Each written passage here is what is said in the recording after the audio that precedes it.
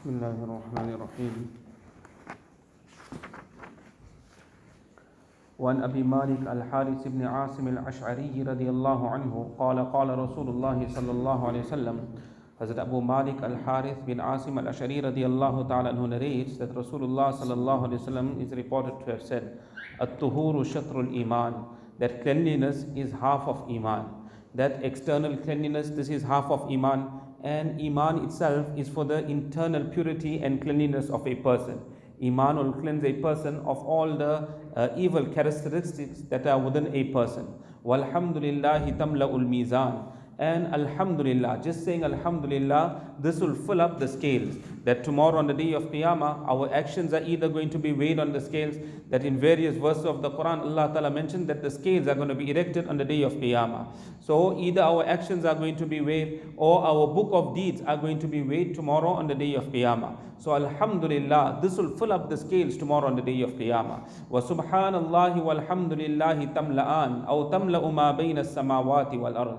And subhanallah, alhamdulillah, this will fill up what is between the heavens and the earth. To us it seems so insignificant, so small, subhanallah, alhamdulillah. Yet in the eyes of Allah tabaraka wa ta'ala, what weight all these words they carry in the eyes of Allah tabaraka wa ta'ala. Was salatu nur, and salah will become nur for a person. On the day of Qiyamah, there will be total darkness, and a person will require light on the day of Qiyamah. That person that was punctual with his 5 times salah, he will have this nur, he will have this light tomorrow on the day of Qiyamah. Another meaning of this is that the face of a person will have nur. That person that performs salah, his face will have nur. And the third meaning to this is that a person in the dark, he wants to reach his destination. All he has to do, he lights his torch, and he will be able to see the road, and he will reach his destination. So salah, this is nur, and this will take us to righteousness. This will take us to hidayah, and it will stop us from the disobedience of Allah Ta'ala. Any person that comes onto salah, he will reach his destination, he will go onto the way of hidayah. Was-sadaqatu burhan, and sadaqah will be a proof for a person. That sadaqah, this is a proof of the iman of a person. It is a proof of a person's love for Allah and His Rasul sallallahu alaihi wasallam. And another meaning of sadaqah will be a proof on the day of Qiyamah that a person, his wealth also has rights. He has to give his wajib sadaqah, he has to give his nafil sadaqah. So this wealth of a person will come on the day of Qiyamah, and it will testify for a person before Allah tabaraka wa ta'ala that this person spent his wealth in the right causes. So sadaqah will be a proof for a person on the day of Qiyamah.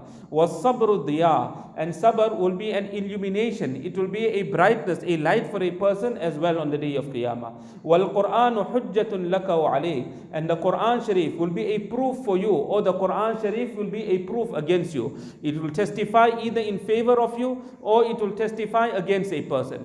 A person that acted on the injunctions of the Quran Sharif, Quran will testify in favor of that person. That person that didn't act upon the injunction of the Quran, Quran will testify against a person on the day of Qiyamah.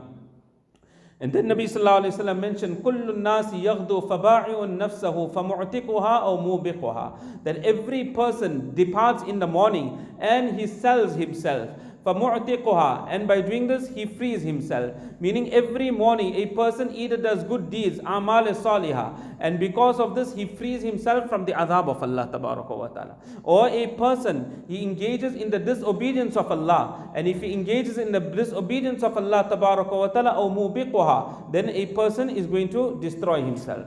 In the next hadith, Nabi Kareem sallallahu alaihi wasallam mentions, "Wa Nabi Sa'id Sa'd ibn Malik ibn Sinan al-Khudri radiyallahu ta'ala anhu." This is the hadith of Abu Sa'id Sa'd bin Malik bin Sinan al-Khudri radiyallahu ta'ala anhu. "Anna nasam min al-ansar sa'alu Rasulullah sallallahu alaihi wasallam fa'atahum." That verily some people, they asked from Nabi sallallahu alaihi wasallam, and Nabi sallallahu alaihi wasallam gave them. That whatever need they had, they presented it before Nabi alayhi salam, and Nabi alayhi salatu wasallam gave them. Summa sa'aluhu fa'atahum. Then they asked Nabi sallallahu alaihi wasallam for the second time, that this is the need that we have, we require something. Nabi sallallahu alaihi wasallam gave them for the second time. Hatta nafidha ma indahu, to the extent that whatever Rasulullah sallallahu alaihi wasallam had by him, everything came to an end. This was the character of Rasulullah sallallahu alaihi wasallam. Couldn't say no to anybody. One poet, he said, "Lawla tashahhuduhu lakana la'uhu na'amu." That had it not been for tashahhud, in tashahhud what we say, ashhadu an la ilaha illallah. La means no. That had it not been for saying la in tashahhud, the word la would have never existed on the tongue of Rasulullah sallallahu alaihi wasallam. So Nabi alayhi salam gave them until whatever was by him came to an end. فَقَالَ لَهُمْ حِينَ أَنْفَقَ كُلَّ شَيْءٍ بِيَدِهِ. Nabi sallallahu alayhi wa sallam then told them at the time when he spent everything that was in his hand, meaning he had nothing left now. What did he say at that time? مَا يَكُنْ عِنْدِي مِنْ خَيْرٍ فَلَمْ أَدَّخِرَهُ عَنْكُمْ. That whatever would remain by me, whatever good would remain by me, I will never withhold it from you people. I will always give you whatever I have. And then Nabi sallallahu alayhi wa sallam mentioned three great qualities. وَمَنْ يَسْتَعْفِفْ يُعِفَّهُ اللَّهِ. That person that seeks chastity, he wants to remain a chaste person, Allah will make him chaste. You must have that firm niyat that I want to remain a chaste person, Allah will keep that person chaste. وَمَنْ يَسْتَغْنِي يُغْنِهِ اللَّهِ. And that person that wants to remain independent, he doesn't want to ask of his needs before other people, Allah will make him independent. Make dua to Allah Ta'ala that Allah keeps me independent. The elderly people always used to say, we say, can we do anything for you? They say, make dua. Allah doesn't make us muhtaj of anybody. So you want to become independent, ask Allah Ta'ala. Allah Ta'ala will make you independent in dunya also, and in your old age also Allah Tabaraka wa Ta'ala will make a person independent. In Quran Sharif, Allah Tabaraka wa Ta'ala mentioned there are certain poor people, يَحْسَبُهُمُ الْجَاهِلُ أَغْنِيَا, that ignorant people that don't know, these are extremely poor people. But the ignorant people, what they think? They think that these are wealthy people.